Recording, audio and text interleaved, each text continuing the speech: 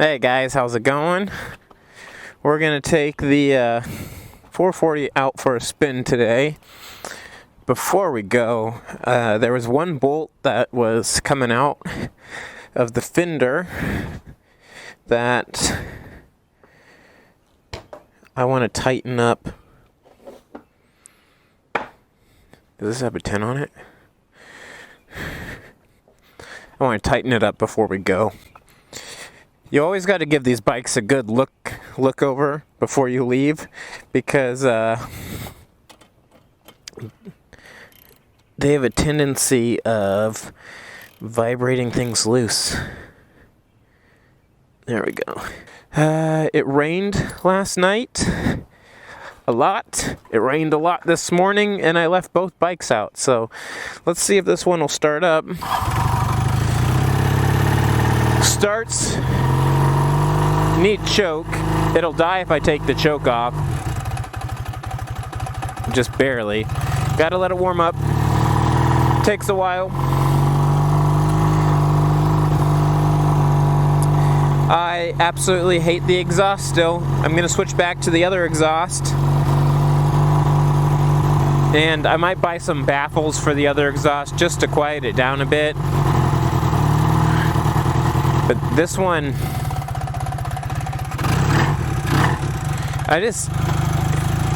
the exhaust is, it's kind of janky. I wrapped it. The baffles were pretty rotted out, and it just sounds like it was put together wrong, which it was. So I didn't know what I was doing. So, anywho, today, what I wanted to talk about was getting a 440. I have a lot of guys that on my channel will, comment and ask, and they're like, "Oh my gosh, is a 440 a good bike? I found one. I want to get one." And just lots of questions about, should you get a vintage? Well, should you get a 440 is what I get on my channel, but I want to broaden that at least to start with should you get a vintage motorcycle as your first bike? And that's a pretty big no-brainer for me. And I know my first bike was a vintage bike. My first motorcycle was my KZ 750 1982.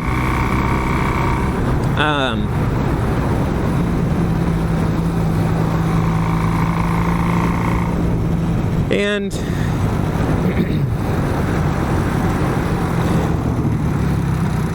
I guess, I might have been the exception to the rule, and we'll go over that exception to the rule.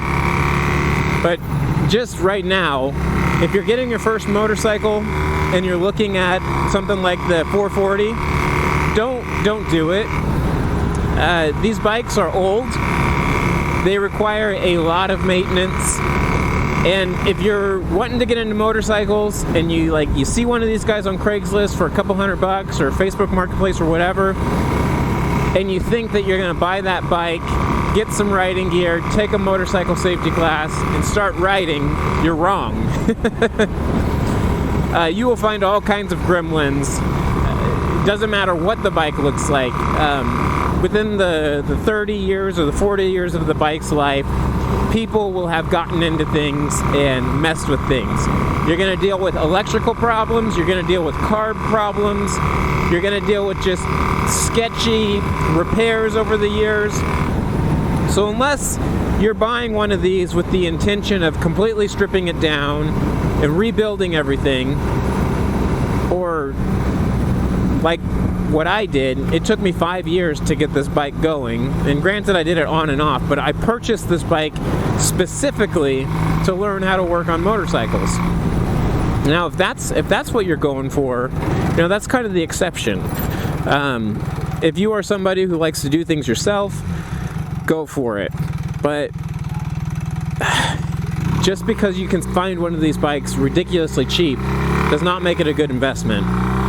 It doesn't. Even if you do find one cheap and you're able to rebuild it, by yourself, they're not a good investment. The market for these is not that great. Unless you've got a big name behind you or you're a superior craftsman, you're not going to make your money or your time back off of these bikes. They're just not worth that much. A pristine one in stock condition is only like $2,000, and for $2,000 you can buy some really cool bikes. So I don't know. I just see a lot of people asking questions and stuff about these being first bikes. And on top of that, you're going to have things like this. Yesterday I was riding, I had a speedometer. Today, I have no speedometer. I can't go to the dealership and ask for a KZ440 speedometer cable because, at least the dealerships around me, they don't service motorcycles older than 20 years old. So I'm going to have to figure out, I know that Motion Pro still makes a cable that works. And those repop cables, sometimes are the right length, sometimes they're not. I'm going to have to do a little bit of research, do the own work to fix that. You can still get parts, so don't get me wrong there. Parts are easy to find. But you have to be willing to do the work. Now, the 440 in particular, the guys that are asking me, should I get a 440? If it's if it's your first bike, or even if it's your first bike getting into vintage motorcycling, the 440 is a good bike. Don't get me wrong. It's easy to work on. It's pretty easy to do different things on. I personally am not a big fan of the frame on the 440s. If you can find an older 400 with the flat frame, I love those bikes. I really want one. I can never find one. Sure, probably taking that street, but whatever. But anyway, what was I getting at there? The carbs, that's what I was getting at. I see so many guys get into these bikes and they'll dump a bunch of money into them and get them looking cool, but they don't run for shit.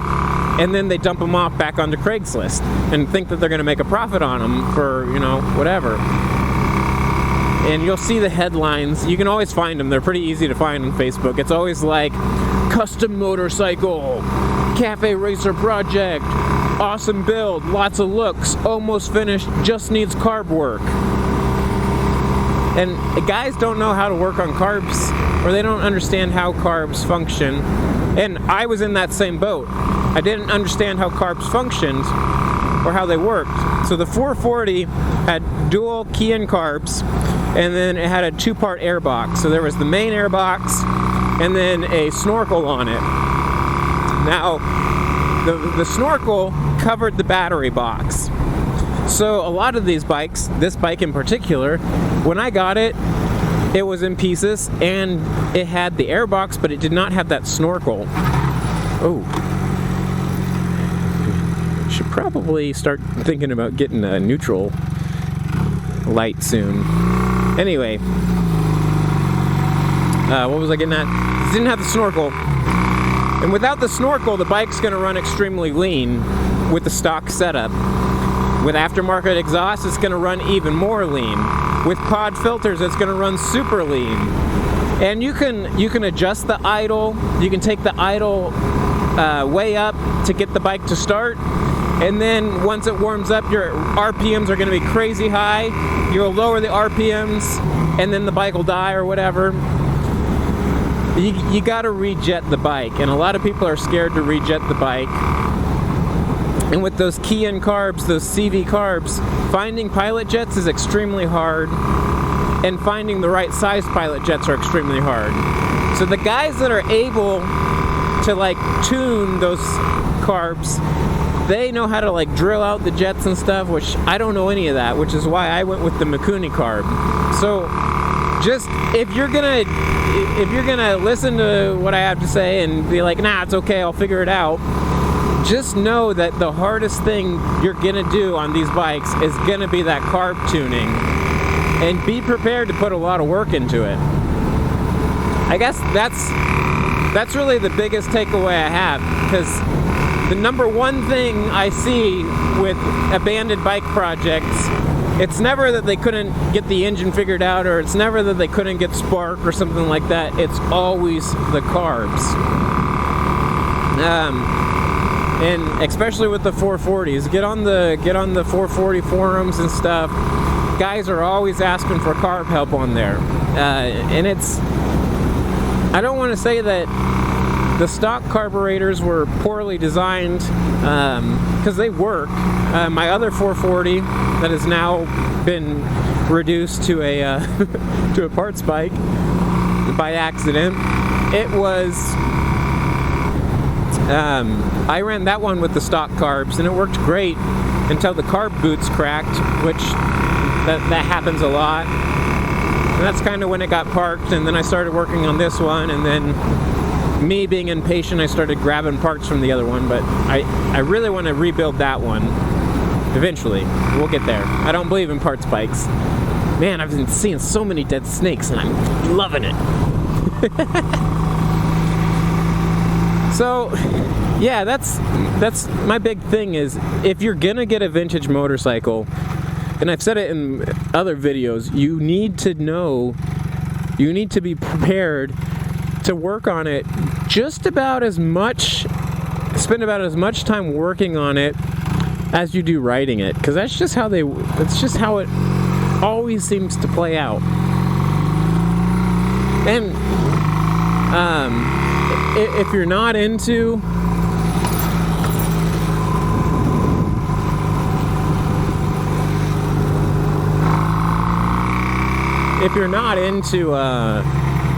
doing that kind of stuff, then that's kind of, I guess that's my warning right there, is, maybe not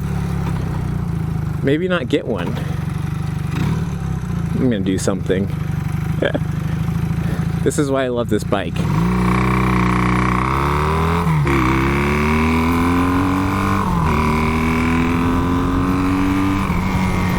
They're tons of fun when you get them going.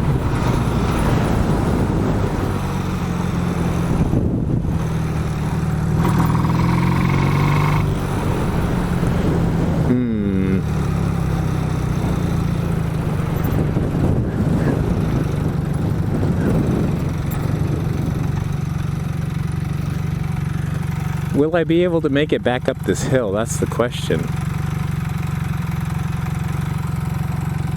Probably. Let's go.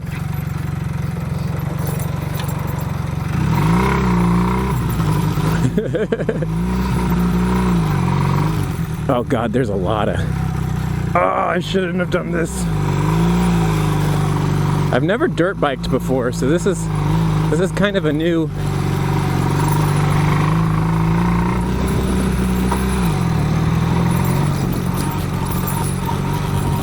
Oh God, the suspension is not made for this.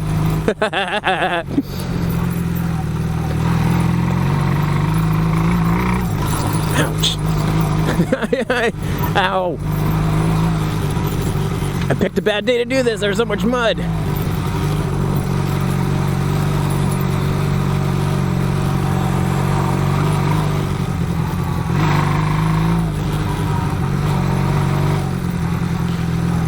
Maybe I should get in the middle?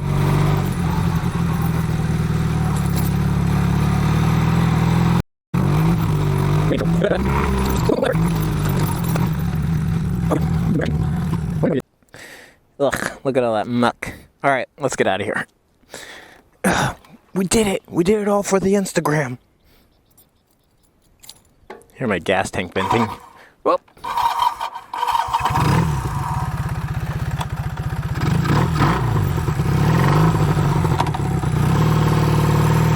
Okay. But really, I just needed to give my ass a break because it hurts so much.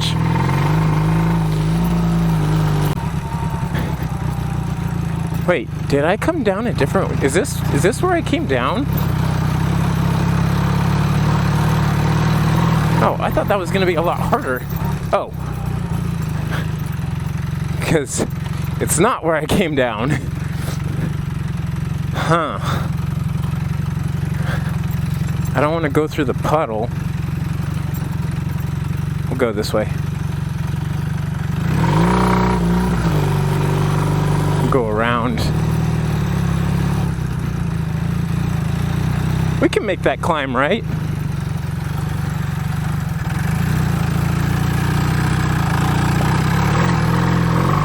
Dirt bike!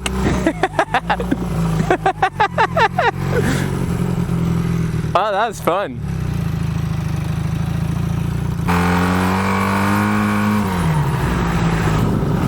Oh, that was terrifying. I don't know how to ride on the dirt.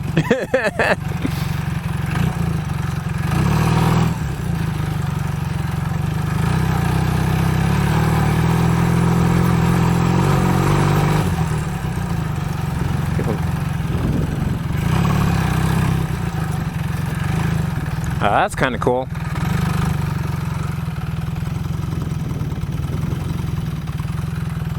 I wouldn't want to go down there.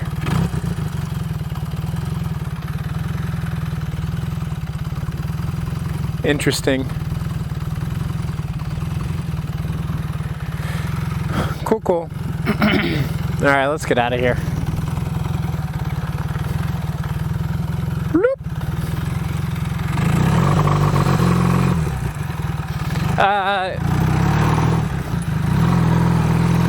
Yeah, so I guess before I got all distracted with this,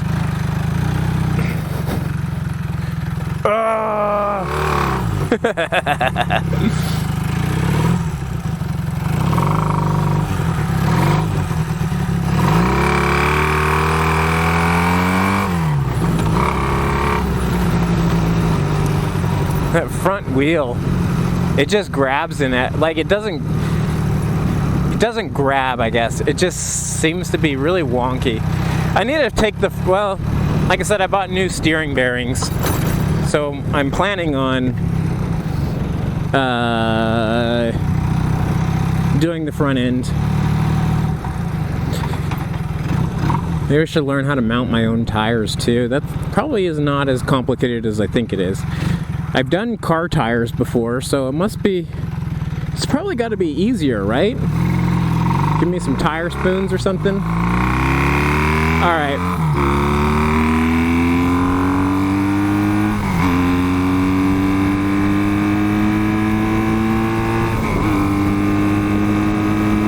Who needs a dirt bike when you got a 440?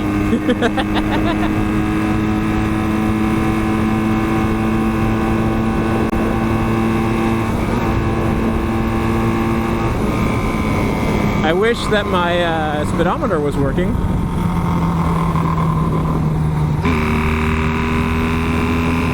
Okay, anyway. Yeah, so I guess the big thing I was saying is if you want to get a motorcycle to just ride, don't get a vintage bike as your first bike. That's all it comes down to. You're gonna have to work on them. You're gonna have to put a lot of work into them. Motorcycles were designed differently back in the day.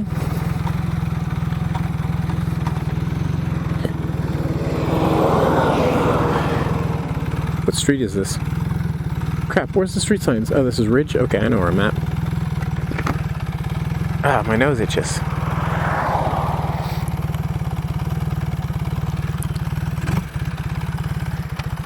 Yeah, these bikes were designed... Man. Oh, cool. It's got some cool trikes over there.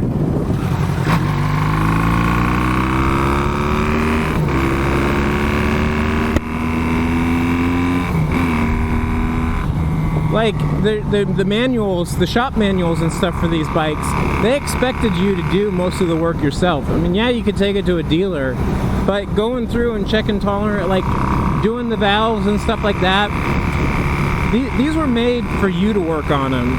And so to get them now and have that current mindset of where the dealer works on your bike and you should be able to ride a bike for like a whole season without having to get it like serviced or anything, that doesn't apply to these. You gotta know that you're gonna have to work on it a lot. And once you get them dialed in, and have gone over them. Like this one, it's little things, but it can get annoying really quick, because every other week you're going to be spending 20 or 30 bucks on something like a speedo cable, or you figure out why you're blowing a fuse because the wiring's super old or something like that. There's just a lot of little things that add up. Yeah, the engines are bulletproof, but that's only one part of the bike. And these engines, they take a lot to destroy. Just make sure they have oil. I've blown up like 3 of these. Or 4. I've rebuilt this engine 3. I've rebuilt this one twice and the other one twice. And this time I think we're good. I never redid the rings or the pistons and stuff. I did that this time, so we don't have blow by. I think we're just burning through oil, and then we're blowing out rod bearings. But I don't want to discourage anybody from getting one of these, but just know what you're getting into. That's the biggest thing. And once you get them figured out, they're fun. Have fun with them. Go ride. Go explore. Why are these taped off?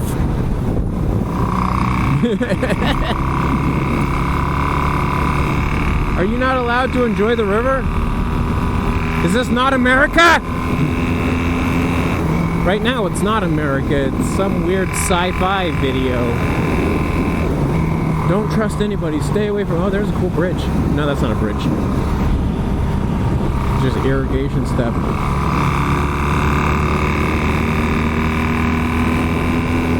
So, yeah. Big things with these bikes, you're going to have to figure out where to get parts. Z1 Enterprises is a great place. You're going to need to know how to work on it on your own, because... Ooh, I want it. You're going to need to know how to work on it, like, on your own, because a lot of places, a lot of guys won't touch them. And if you find somebody that will touch them, it's going to cost a lot of money.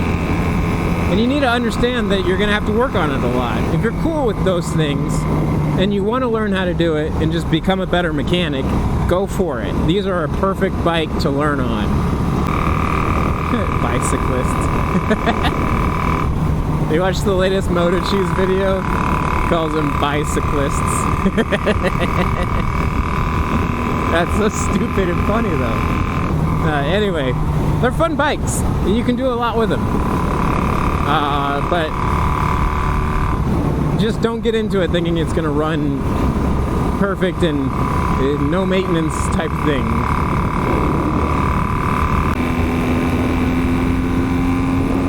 I also think these pipes have got to go.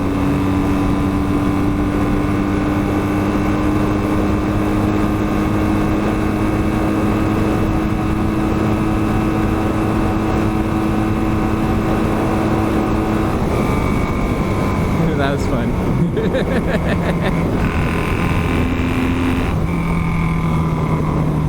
So, yeah, anywho, that's all I got for today. So, like and subscribe, and I'll be back with, I'll probably do a video on the steering bearings. I still got some stuff to do with the Honda Shadow. So if you're interested, stick around, do the things that other people tell you to do, like subscribe and stuff. I will see you later. Bye.